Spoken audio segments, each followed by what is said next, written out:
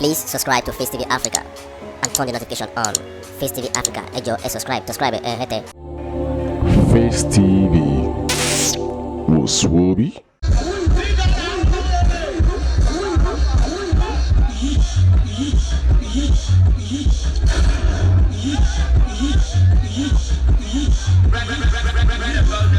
Listening to the forecasting, and the matter of the forecasting.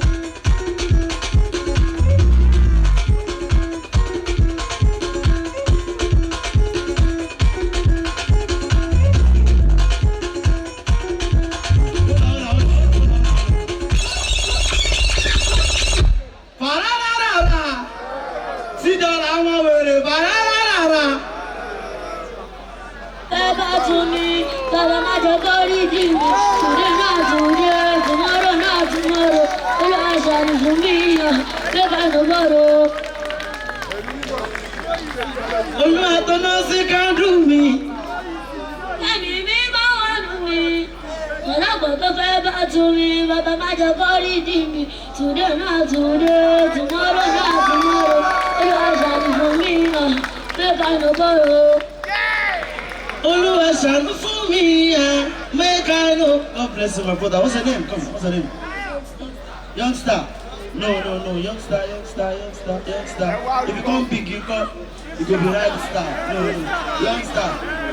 I'm a little bit. What on you? Don't mention what you live on. You only get away. I'll be making a clap for Youngster. God bless you.